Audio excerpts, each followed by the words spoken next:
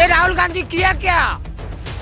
1947 में जब रोड देश बना, यहाँ पर बाबर रोड बनाया, अकबर रोड बनाया, हुमायूं रोड बनाया, यही किया। बात होनी चाहिए देश के विकास के लिए, रोजगार पे होनी चाहिए। लगातार स्वामी प्रसाद मौर्य ये बयान दे रहे हैं, कह रहे हैं कि हिंदू एक फारसी शब्द है और इसको जो है देखा जाए तो चोर, नीच, अधम से तुलना होनी चाहिए। ये कोई केजरीवाल पढ़ा लिखा वो को फ्री क्यों कर रहा है? कितना रोजगार दे दिल्ली में बताए ना वो। और कोरोना के टाइम पे देश में महामारी चल रही थी, लोग अपने घरों पे बैठे हुए थे, काम धंधे नहीं चल रहे थे, तो क्या खाना नहीं देना चाहिए? ये राजनीति करी इसीलिए जाती है, धर्म पर लोगों को बांटा जाता है, इनको वोट मिलता है। तो इनको अपना वोट ना दे, वोट देने से का मतलब है इन लोगों को ऐसे लोगों को आपको उठाना हो गया। क्या लग रहा है, लगातार सनातन परिवार 2024 का एजेंडा देख रहे हैं या फिर वाकई इस तरीके की जो बातें हैं केवल आपसी भाईचारे को खत्म करना? ये सब लोग समझ रहे हैं। देखो एक बार कैमरा घुमा दो, ये सब लोग समझ रहे हैं इसकी मेंटालिटी क्या है। ये मेरे को दबाव में डालना चाह रहे हैं कि बहुत सहमत है हम लोग। ये राहुल गांधी किया क्या? 1947 में जब रोड देश बना, यहाँ पर बाबर रोड बनाया, अकबर रोड बनाया, हुमायूं रोड बनाया, यही किया। और राहुल गांधी ने बोला मैं कश्मीरी ब्राह्मण हूँ, लेकिन मैं ये अपने ही कश्मीर से भगाना चालू किया। और बाद में बोलना तुम बोल। ठीक है, क्या लग रहा है कि लगातार स्वामी प्रसाद मौर्य ये बयान दे रहे हैं, कह रहे हैं कि हिंदू एक फारसी शब्द है और इसको जो है देखा जाए तो चोर, नीच, अधम से तुलना होनी चाहिए इसकी। देखिए ये हिंदू, ये जो सनातन पे ये लोग, ये चाहे उदयनिधि हो, स्टालिन हो या कोई भी हो, ये स्वामी प्रसाद मौर्य हो, इनकी राजनीति जो है ना सनातन को बदनाम करने की। और ये लोग जो है ना ये सनातन विरोधी हैं। मैं तो कहता हूँ जब भी ये लोग ऐसे खड़े हों कहीं से भी, तो इनकी पार्टी को मत ना दिया जाए, आप इनको अपना वोट ना दे। वोट देने से का मतलब है इन लोगों को ऐसे लोगों को आपको उठाना हो गया। तो कहने का मतलब ऐसे लोगों को वोट ना दे जो सनातन का विरोध करते। एक बता दो, स्वामी प्रसाद मौर्य कौन है? स्वामी प्रसाद मौर्य भी हिंदू है ना, तो हिंदू की बुराई क्यों कर रहे हैं वो? खाली क्या है, उन्होंने अपनी राजनीति चमकानी है, उस राजनीति को चमकाने के लिए वो ये कर रहे हैं। अब उनके पास में कोई मुद्दा तो नहीं है। पहले तो वो दलितों के हितैषी बने रहते थे, अब कहाँ गए, उनको दलितों के बारे में बात नहीं करते, अब सनातन पे ही अटैक करने लग गए। चलिए ठीक है, युवा क्या सोचते हैं, क्या लग रहा है? कुछ भी नहीं बोलेंगे। देखिए युवा कैसे, क्या लग रहा है, लगातार सनातन परिवार 2024 का एजेंडा देख रहे हैं या फिर वाकई इस तरीके की जो बातें हैं केवल आपसी भाईचारे को खत्म करना? मेरे लिए हिंदू मुस्लिम सिख ईसाई आपस में हम भाई, इसमें धर्म की कोई बात नहीं होनी चाहिए। बात होनी चाहिए देश के विकास के लिए, रोजगार पे होनी चाहिए। लोग बेरोजगार घूम रहे हैं, लोग घर घर धक्के खा रहे हैं, किसी को रोजगार नहीं मिल रहा। आप लोग मीडिया वाले से भी कहना चाहूँगा, आप धर्म की बात ना करें। आप लोग धर्म को बढ़ावा दे रहे हैं, तो आपस में ये लोग भाई में फूट गिरेगी आपस में। तो आप प्यार की बातें करो, आप रोजगार की बातें करो, सड़क की बातें करो। हम वही तो जानने आए हैं कि क्या केवल धर्म पर बात होनी चाहिए या फिर जनता क्या सोचती है? हमारे लिए सभी लोग बराबर है, हिंदू मुस्लिम सिख ईसाई आपस में हम भाई। बचपन से हमने यही सीखा है, सब लोग मिलकर रहो, प्यार से रहो, इसमें ही देश का विकास है। लेकिन क्या लगता है आज के समय कोई भी राजनीतिक दल इन सारी चीजों पर सोच रहा है, इस विचार से सोच रहा है जो आप विचार रख रहे हैं? ये राजनीति करी इसीलिए जाती है, धर्म पर लोगों को बांटा जाता है, इनको वोट मिलता है, ये हम लोगों को आपस में बांट देते हैं। ये सारे लोग आपस में प्यार से रहेंगे, लेकिन आप मीडिया वाले भी हिंदू मुस्लिम कर देंगे, ये आपस में बैर हो जाएगा। लेकिन अभी मैं इस हर भाई से हाथ मिलाऊंगा, प्यार से मिलूंगा, कोई किसी को किसी से बैर नहीं है, आप किसी से पूछ लेना।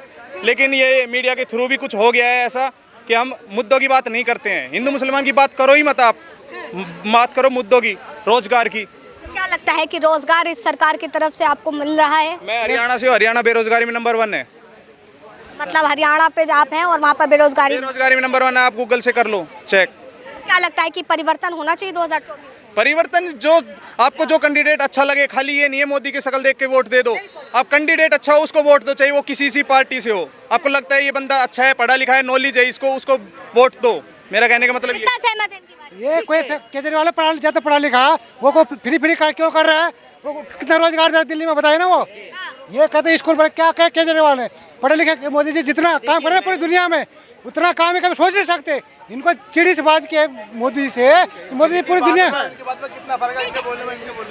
मैं किसी भी पार्टी का सपोर्टर नहीं हूँ, ये एक तरफा दिख रहे हैं कि बीजेपी के सपोर्टर है। मैं किसी पार्टी का सपोर्टर नहीं हूँ, मैं एक युवा हूँ, मैं युवा की बात करूंगा। क्या हम युवा की आवाज लगातार उठाते हैं, युवा ने अपना मत रखा है, क्या लगता है? लेकिन मीडिया का क्यों बोल जैसे जैसे भाई ने बोला सारी चीज़ें मैं उससे 110% एग्री करता हूँ, क्योंकि हम जितने भी यूथ हैं आज की डेट में सबसे आप इंटरनली पूछ लीजिएगा, सब लोग अपने सीने पे हाथ रख के सीधा बोलेंगे कि कौन कितना मेंटली पीड़ित है, कौन कितना फाइनेंशियली पीड़ित है।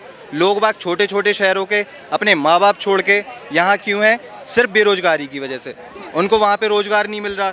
छोटे छोटे जो शहर हैं, छोटे छोटे जो राज्य हैं, आप वहाँ जाके देखिए, गांव देहात में जाके देखिएगा वहाँ के लोग किस तरीके से सर्वाइव कर रहे हैं। और जैसे कि सर बोल रहे हैं कि नहीं मैं तो वन साइड बोलूँगा, ठीक है मोदी जी की जय, या उसका अपना मत है, वो अपना काम करेगा। नहीं ठीक है वो उनका मत है, मैं मान रहा, लेकिन इन सब चीज़ों को भी तो टॉपिक देना चाहिए ना। आप अपनी एज देखें और हम यूथ की एज देखें, देश तो हमसे ही आगे बढ़ेगा ना, देश तो हमसे ही चलेगा। तभी तो मोदी एक चीज और बोलना चाहूंगा, सबसे जरूरी है पढ़ाई। पढ़ाई को अच्छा कर दे, हमें किसी की जरूरत नहीं है। शिक्षा व्यवस्था को कैसा देख रहे हैं? शिक्षा स्तर इंडिया का सबसे अच्छा होना चाहिए, सबसे अच्छा होना चाहिए। अभी देख रहे हैं उस तरह से अभी इंडिया का शिक्षा स्तर बहुत नीचे अभी भी। हाँ, और आप भुखमरी का देख लो, आप मीडिया के रिपोर्ट, वो मीडिया देख लो कितने नंबर पर है, भुखमरी देख लो 108वें नंबर पर है। ये चीज एक तरफ बात हो रही है अर्थव्यवस्था 3 पर ले जाने की चर्चा हो रही है, वहाँ पर भुखमरी जैसी चीजें भी अभी जिंदा है। आप देख लो, मोदी जी बोलते हैं कि 80 करोड़ लोगों को हम खाना देते हैं, इसका मतलब 80 करोड़ लोग गरीब है। आप मानते हो? बताइए, 80 करोड़ लोगों को खाना देते हैं। देखिए भाई एक मिनट, आप मैंने आपकी सुनी, देखिए आप मेरी सुनना। आप कह रहे हो कि 80 करोड़ लोगों को खाना देते हैं, किस टाइम पे दिया? किस टाइम पे? नहीं बताओ किस टाइम पे दिया, किस टाइम पे दिया, आप मुझे ये बताओ। अब भी मोदी जी का कभी भी आप सुनोगे तो ये बोलते हैं 80 करोड़ लोगों को मुफ्त अनाज मिलता है, मुफ्त अनाज मिलता है। इसका मतलब भारत की 140 करोड़ आबादी में से देखिए वो उस टाइम पे दिया। सुनो यार, अरे सुन तो लो, सुन लो। उस समय देखो बॉस, मैं उस समय की बात, आप उस समय कब? जब कोरोना का टाइम था, और कोरोना के टाइम पे देश में महामारी चल रही थी, लोग अपने घरों पे बैठे हुए थे, काम धंधे नहीं चल रहे थे, तो क्या खाना नहीं देना चाहिए? क्या कहते हो आप कि भूखा मार देना चाहिए? मैंने ये बोला ही नहीं। ये चाहते थे कि हमारा देश भूखा मर जाता। ये सब लोग समझ रहे। देखो एक बार कैमरा घुमा दो, ये सब लोग समझ रहे हैं इसकी मेंटालिटी क्या है। ये मेरे को दबाव में डालना चाह रहा है कि ये उल्टा बात मेरे पे लेके आ रहा है। आप अपनी बात एक बात बताइए, कोरोना के टाइम पे अगर मोदी जी के टाइम पे खाना दिया, बहुत अच्छी बात है। तो मतलब गरीबों को मरने देना था। 80 करोड़ लोगों को खाना दिया। 80 करोड़ लोग गरीब थे गरीब। आप बताओ थे? एक बात बताइए मैडम इनको, आपको एक बात मेरी बात सुनो, मेरी बात देखो। हमारा देश को क्या देश है? हमारा देश है कृषि प्रधान देश, ठीक है ना? तो कृषि प्रधान देश में हमने अपने लोगों को नहीं, हमने विदेशों में भी दिया, श्रीलंका को दिया, अफगानिस्तान को दिया। मैं इतनी देर से वेट कर रहा हूँ ना। ये कभी देखो राजनीति करेंगे, हिंदू मुसलमान भारत पाकिस्तान, ठीक है। रोजगार की बात नहीं करेंगे, शिक्षा की कोई बात नहीं करेंगे, सड़क की, मेडिकल कॉलेज की, स्कूल की, बताओ आप कहाँ बात करें? कोई बात नहीं करेगा। आप ये लोग बटे हुए हैं, कोई कांग्रेस पार्टी से, कोई आपसे है, कोई बीजेपी से। परिवर्तन कैसे आएगा? युवा कैसे देख रहा है? कैसे चीजों का बदलाव हो सकता है? क्योंकि देश की कमान जो है सबसे ज्यादा युवा के हाथ में होती है। युवा सिर्फ अपना वोट सोच समझ कर दे, किसी के बहकाव में ना आए। जो पढ़ा लिखा व्यक्ति है, नॉलेज वाला व्यक्ति है, उसको वोट दे। मेरा सहमत है इनकी बात से? बिल्कुल सहमत है, बिल्कुल सहमत है। बिल्कुल फोन पे लगे हैं, बिल्कुल सहमत है। बिल पास हो गया। मैं आपको बता, मैडम ये लोग बोलता है ना कि महंगाई है, महंगाई कुछ नहीं है। कांग्रेस के जमाने में 50 रुपए मिलता था, आज 500 रुपए मिल रहा है। ये ले देके कांग्रेस पे आ रहा है, इसका मतलब ये बीजेपी का सपोर्टर है। आप न्यूट्रल है उनसे क्वेश्चन करो मैम। हिंदू मुसलमान तो रहे हैं आपसे, बिल्कुल आपसे कर रहे हैं। ऐसे यहाँ दो लोग 500 रुपए वाले, मैं बताऊँ आपको। ये पर्सनल अटैक नहीं, देखिए पर्सनल अटैक नहीं। यहाँ क्या कह रहे हैं? जैसे कि अभी सर बोल रहे थे कि 80 करोड़ लोगों को कोरोना के टाइम पे खाना दिया, ठीक है मैम। आप एक भी भाषण उठा के मोदी जी का आज तक सुनिएगा कोरोना काल के बाद। हमेशा ये बोला गया, कभी ये नहीं बोला गया कि 80 करोड़ देश के लोगों को हमने अनाज दिया या राशन दिया। सिर्फ ये बोला गया 80 करोड़ गरीब जनता को हमने सिर्फ अनाज दिया। मतलब आप मानते हैं कि 80 करोड़ गरीब लोग हैं देश में?